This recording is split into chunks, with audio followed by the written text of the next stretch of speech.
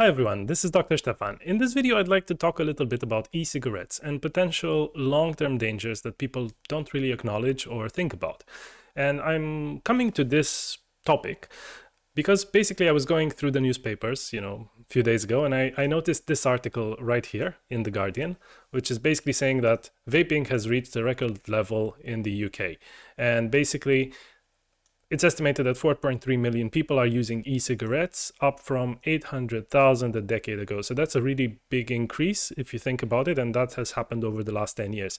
And I'm pretty sure this has been the same all over the world, even in the United States or the rest of Europe and other countries as well. So vaping is something that's really, really common these days. And then people think that it's really much healthier than smoking normal cigarettes. And to some extent, vaping is less of an irritant to the airways, as far as we know. But I just like to highlight this thing, decade, this word, decade. So this steep increase in the uptake of e-cigarettes and vapes has really happened recently. So my hypothetical question is, do we really know the long-term implications?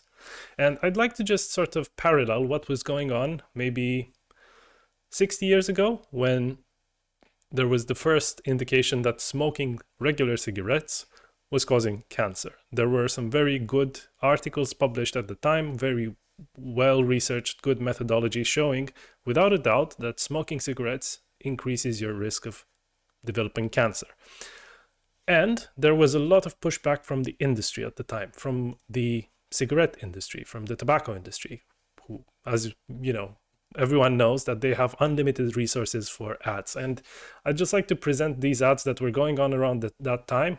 And they actually were, paying doctors basically to support the use of cigarettes and, to deny basically the science that was coming out saying that actually it's causing cancer. So you can see all these sort of happy doctors smoking their cigarettes, smoke a fresh cigarette. What else do we have here? All these ads, not a single case of throat irritation due to smoking, camels, obviously product placement and, images of doctors. And I think this was really irresponsible at the time.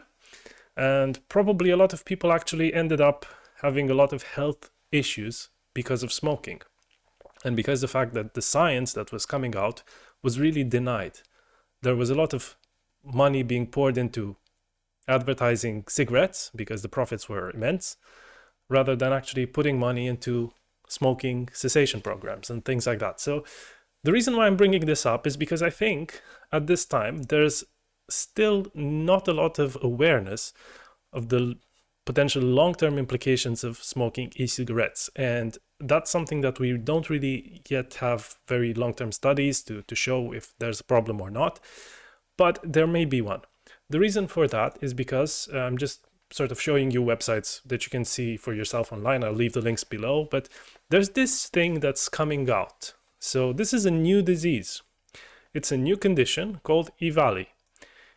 So e-cigarette vaping use associated lung injury. So basically this condition has started to be described in the, let's say, mainstream medical literature, but not the press, because the press is a little bit behind on the topic, I would say, and not many people really discuss about this EVALI issue. But since 2019, basically, the CDC in America, so the Centers for Disease Control and Prevention, so if you're not in America and you don't know what this organization does, it's basically the sort of a watchdog. It's like a government agency that protects the public in the United States from dangers posed by different diseases. And they do a lot of epidemiology and basically monitoring for new diseases, ongoing diseases, number of people who are diagnosed with this and that disease, etc. So they've launched an investigation into a steep rise of hospitalizations linked to the use of vaping products. Okay, so these include e-cigarettes and also THC containing vaping products. So these are vaping products which are used to administer sort of THC, tetrahydrocannabinol, which is basically a compound that's found in marijuana. So some people use these sort of things to get high as well.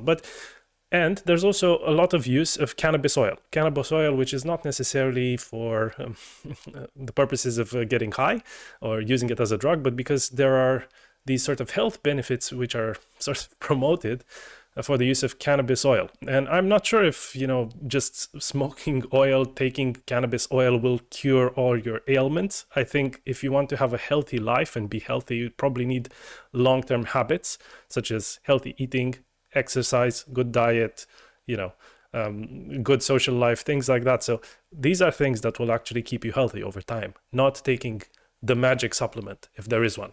But basically, vaping has been found to be linked to these sort of cases of EVALI, which basically is a condition in which patients complain of these. So respiratory symptoms, shortness of breath, cough, chest pain, but they end up in hospital with it. So it's a fairly acute condition, and they've recorded, so from 2019, right, they started the investigation by February 2020. So what's that? Just before sort of the pandemic started, in 6 months, they've recorded 2,800 hospitalizations due to EVALI and 68 deaths caused by this condition. Now, I'm just thinking, going back to this Guardian article. So if you're thinking 800,000 people were smoking vapes 10 years ago, now we've got 4.3 million people using e-cigarettes. This sort of level of use has increased dramatically only in the UK, but in the United States, I'm pretty sure it was the same. So I'm just wondering if we're starting at the end of these 10 years to see these problems with acute admission. So these are the acute conditions, the conditions that happen, where people need to go into hospital because they are acutely unwell. What happens long term? Maybe some of these compounds, such as this vitamin E acetate, which is a chemical which is associated with these cases, maybe these build up in the lungs. This is just me as a doctor questioning some things, asking questions. Or maybe there are other compounds or oils that we're inhaling that may be depositing in the lungs and accumulating over time. So I'm just wondering what happens in 20 years, 30 years, if the increase in the use of these e-cigarettes increases even more. Because this is the same with smoking. So in the case of smoking, you generally get smoking-related lung disease after 20 or 30 years of smoking. But you can see that you have the acute dangers, and then I'm sure there are some delayed dangers that we are potentially not recognizing. And there may be in 20 or 30 years, this is what I'm really worried about. We may start to see new respiratory conditions that we have never seen before that may be associated with e-cigarettes and vaping. And this was the reason why I wanted to make you aware of this issue, because this doesn't really get a lot of press. So EVALI, no one talks about it. We've also had the pandemic since 2020, and everyone forgot about, things that actually are causing us sickness that may be very close to home. How easy is it to get a vape these days? It's very easy. And there's one more thing here that I wanted to point out. So according to the CDC, 15% of EVALI patients were less than 18. So if you go next to any high school, right, you go outside the grounds of any high school in the world, you'll probably see a lot of teenagers smoking vapes. Why? Because it's much easier to get a vape in most of the Western world, at least, compared to a normal cigarettes. There are controls in place for buying cigarettes, but there's very little control on ordering a vaping product from the internet or, just buying it in a vaping shop. And I can tell you, I live in the UK, and here you can see vaping shops all over the place. You can just buy them so easily. And you have dedicated shops. You don't have dedicated cigarette shops, but you have dedicated vaping shops. And I think that's really, really dangerous because we are not potentially recognizing the long-term effects of these conditions. And I'm just wondering, because most people most teenagers who are, just sort of starting to smoke, if they have such easy access to these e-cigarettes, it will be a gateway to smoking. It won't be used as a way to quit smoking, especially in teenagers. They'll start smoking by the use of vapes because it's flavored. It has less irritation than when smoking a cigarette. It's appealing. It looks cool when you're blowing out a lot of smoke. And I've seen this, this is happening. And I'm just wondering if we need to do maybe more in our schools. So for example, in school, I think in a non-judgmental way, maybe teachers should bring this to children's attention. Just highlight these problems, and it should be done in a very, very non-threatening way. So it could be in the sense of, the teacher just approaching his students and saying, you know what, guys, I know that some of you are starting to smoke, and it's your choice at the end of the day. I can't tell you what to do, but I've been reading this online, this article about EVALI.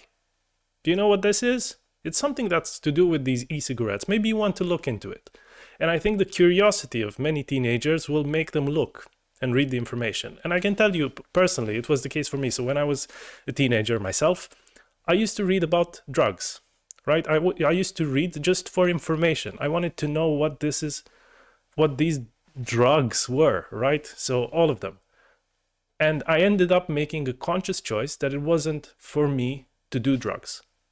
But I've done that by having access to information and reading about the dangers, about the effects, and realizing that any effect that I am getting from a drug is not worth it for me. It's not worth the risks.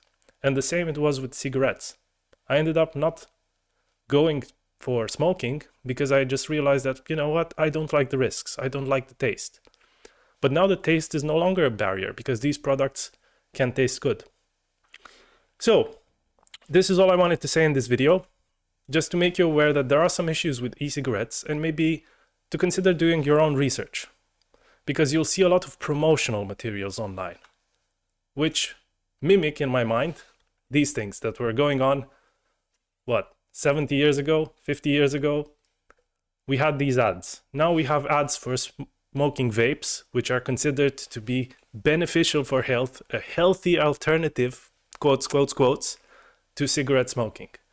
And if we have thousands of cases of hospitalizations due to these conditions, I'm just wondering if those claims of e-cigarettes and vapes being safer are actually true. And think about what might happen in 20, 30 years. What if, we do find out that they actually cause a lot of harm, and you've ended up smoking them for 20 years. You can't recover your lungs sometimes when they're damaged. The best treatments may not cure the conditions that may emerge, which we may not know how they will behave, because they may be new conditions. So this was just sort of food for thought. Not saying that you need to stop smoking, or, it should be on the back of your mind that you should quit if you are smoking and not smoke anything and just basically breathe fresh air as much as possible. But it's your choice at the end. But just think that we may not have all the information, and we're operating with just limited knowledge, especially of the long-term implications, because everything started in the last 10 years. Thank you very much for watching, and I hope to see you in future videos. More from me soon. All the best and good health.